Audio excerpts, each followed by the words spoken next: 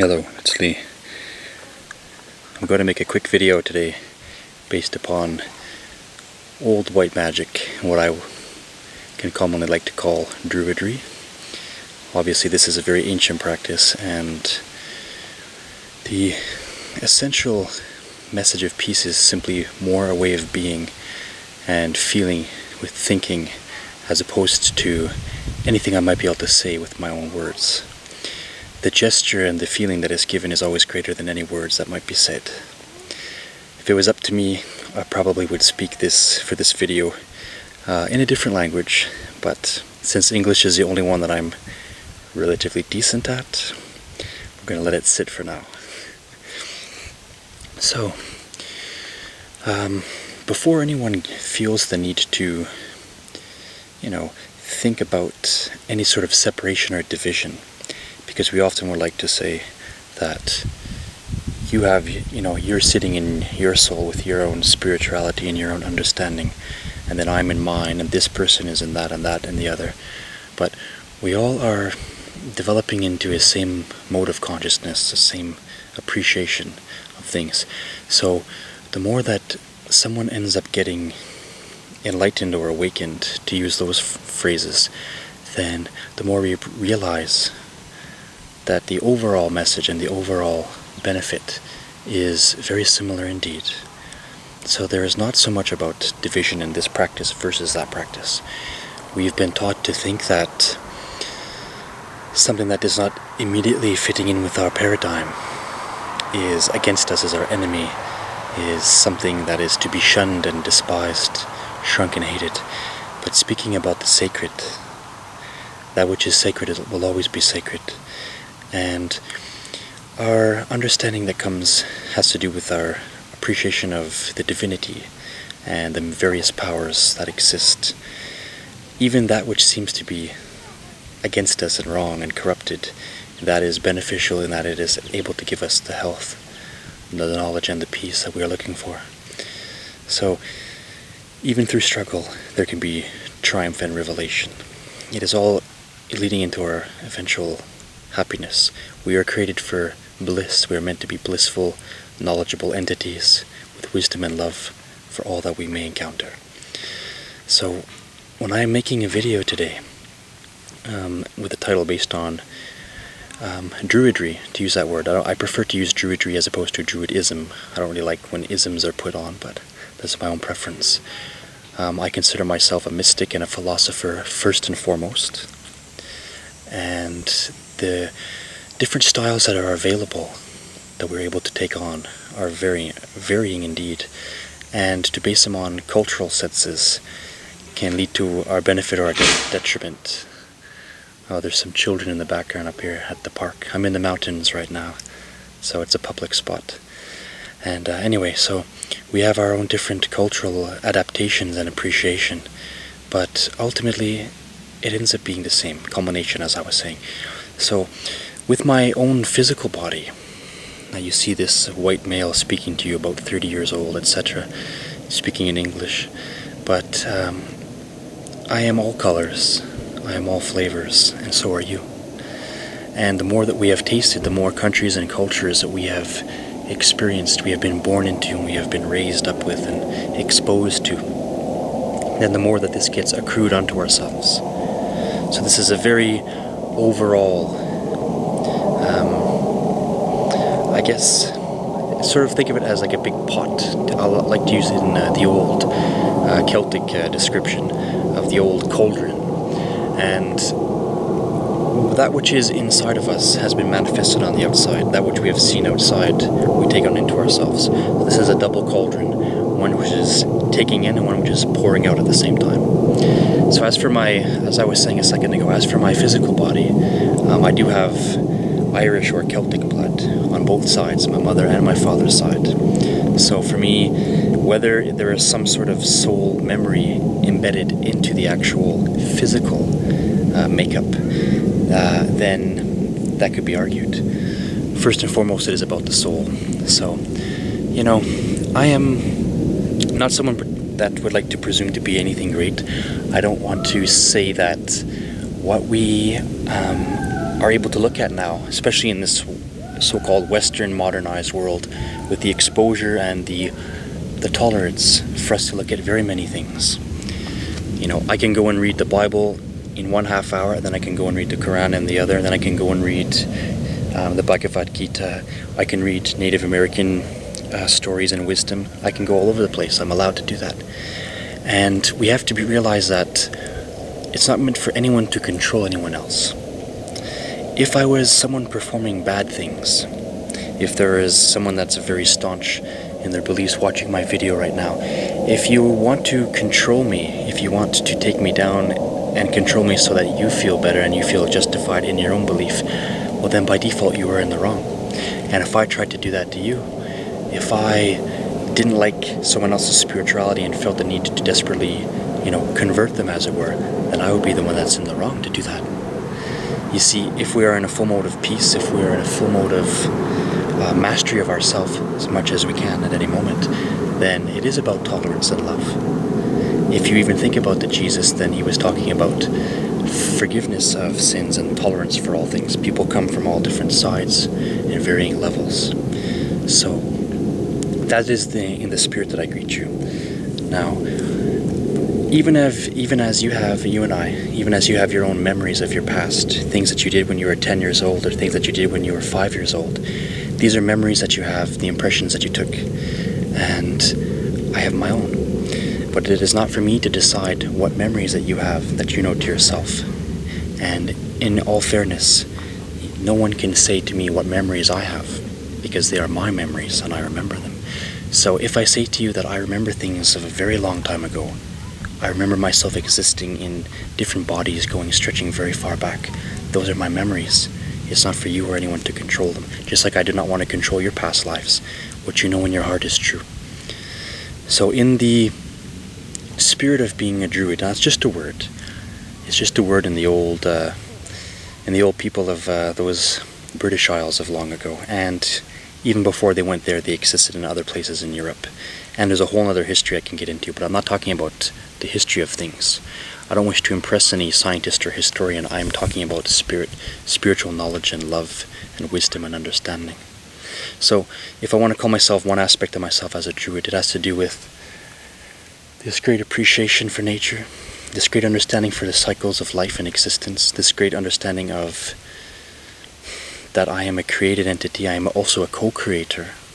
I have branched out from the source, and part of me is also the source, just like part of you is also the source, because you also came from the source. So we are all family. In Druidism, or Druidry, whichever you like, in Druidry, there is simultaneously, in my understanding, in my spirituality, at the same time a pantheistic understanding as well as a monotheistic. There is always going to be an original source and a world of ideas and a mind which contains ideas before there is anything manifested to be made physical, or even before that to be made astral or even causal. And so, thinking about that, we have to realize that we are of the source, we are the same, we are all family, very much so. Even this candle, this is my brother. That might sound strange to you, but it is as such. The white sage that I was burning a second ago, and a big part of it died out, as I had thought it would because I wasn't blowing on it. This is my sister, and we are using each other for the purpose of benefit. Now, whether we look at stones or water, or fire or air or ether or beyond, or in between all the fibers, there is this connectedness. It is all about interconnectivity. And knowing this, we work in harmony with all things, as opposed to trying to control. All the hate manifested in the world that is first inside of someone, it is based on their fear and their pride. And like I was saying a little while ago in the video, that if we are trying to control anything at all, we are not working in harmony with it. We are working in an imbalance. And this causes, a chain reaction, a perpetual karmic stuttering, or the domino effect, up until a certain time at least, where it finally may be put to rest. That's why it's very important to love and respect everyone and everything that you come into contact with as much as you can, because other than that, we're just causing further division, further hate, further dissidence, and it has nothing to do. So, if you are someone looking to get into, and please, I want to stress this part right now, spirituality must be personal. It must be personal. You and I cannot go and take someone else's and say, now I feel strong. I mean, we might like their style a little bit, we might like some of the authority of what they seem to be talking about, but it has to be our own. We can never do something that we think is right, but it feels wrong, to put it basically like that. If I can borrow from the wisdom of the Bhagavad Gita from the Hindus for a minute, and the Hindus and the Druids in their ancient spirituality were extremely and excruciatingly similar. It is said that they are from the same people and they branched apart. That's debatable. I can't remember if that's true or not. If you can, then you can talk about it, that's fine. But the overall understanding that we are in this together, and apart from our differences should be embraced and welcomed as opposed to despised. If someone is not actually harming you, then you have no reason to be upset with them. If someone is not actually causing me harm and distress, I have no reason to be upset with them. And if we were very comfortable and confident in our spirituality, thinking that there was a God that was judging things, of course there's a God judging things, but it doesn't work in a harsh dictatorship manner. It's just natural karma. So when I take on my own spirituality, it is personal. I like to use the white sage. I like white candles, these things that are close to me that work for mine. Whether it would be the Druids or the Native American First Nation peoples, or any mystic that is ancient practice and any wisdom coming from there, would tell you the same thing, that the power has to be personal. If you wish to become for yourself a shaman or a druid or anything like that, first of all, you don't need anyone's permission. Some people like to laugh at my name and say, oh, you're fake and you're a would-be, you can't just throw a name and that makes you something. Well, it's not for you to decide what I'm going to be for myself, just like I won't do that to you. And as one of my dear blessed friends said on YouTube, one of my friends on YouTube, he said it very well, what you think about me is your problem, not mine. And that's pretty much how it is. If I'm coming in the mode of peace, Druidry is about pantheism and monotheism simultaneously, and gestures of peace working in harmony. If we cannot work in harmony with people, we will not work in harmony with nature. If we do not work in harmony with nature, we cannot work in harmony with people.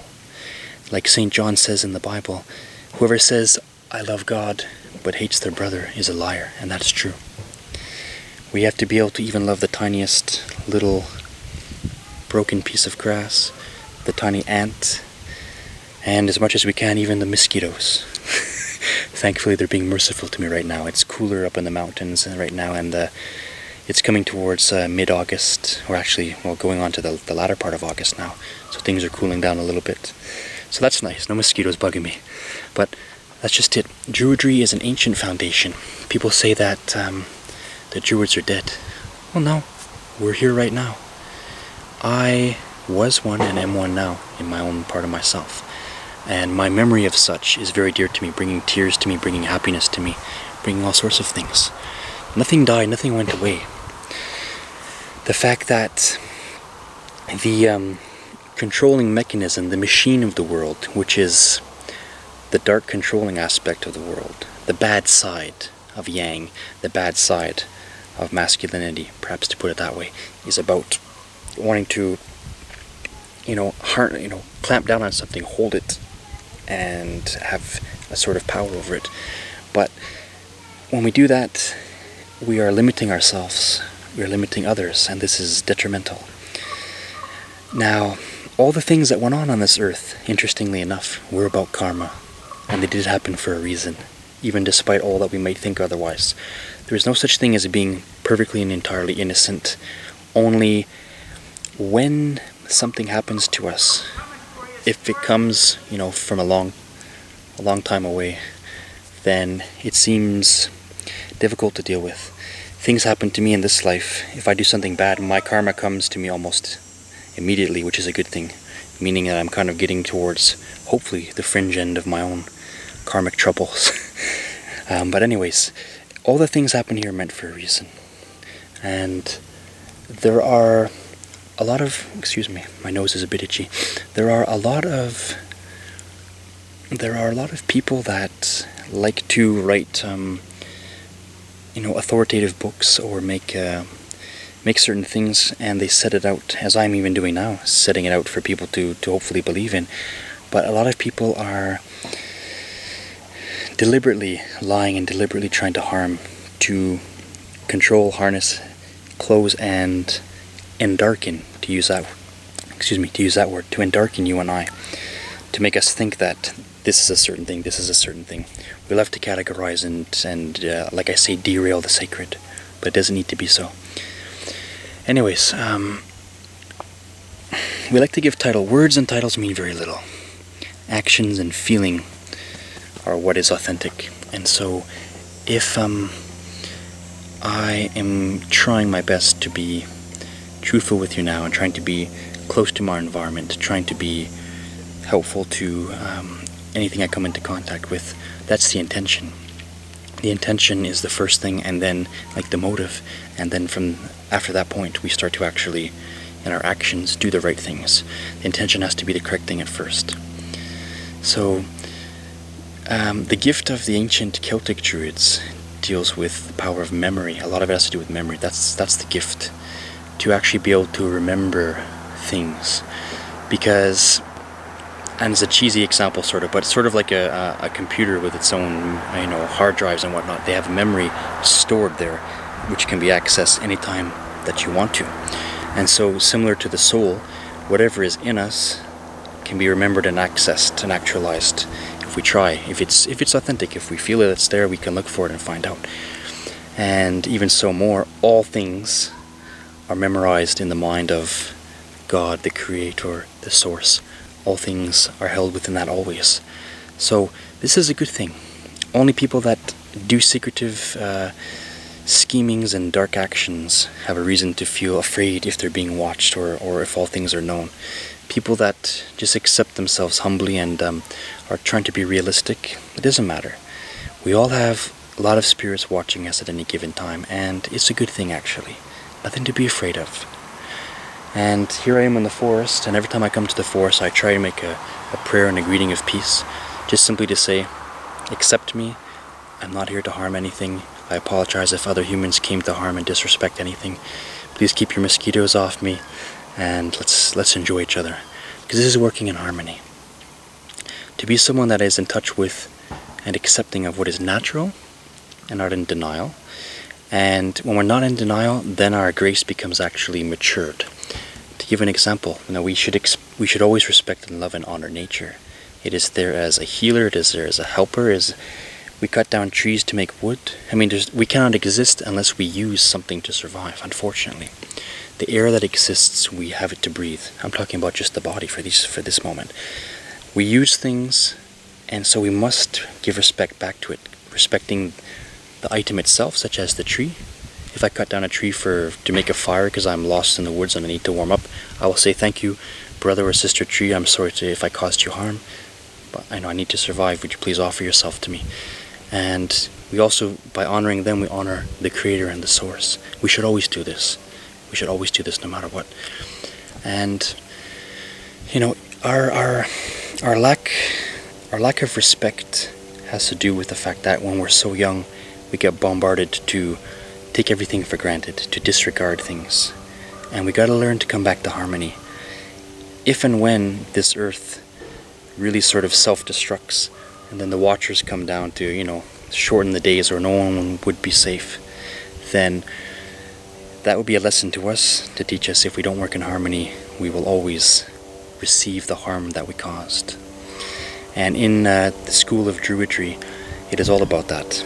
In fact, there is such a striking similarity between Native American spiritualities and with the Druids. An extremely beautiful, beautiful thing. What we discover inside is what we discover inside. Truth is truth, love is love. It's one. So, I'm gonna let the video stop here. It's getting a little bit later in the morning and there's more activity, more people coming about these mountain trails, helicopters and airplanes. I can't escape, I'd have to go very far away to go and place of pure nature, to be unfettered and unbothered ultimately. So I'll stop it here. I wish you to have a nice meditation on anything I said, if it was beneficial at all.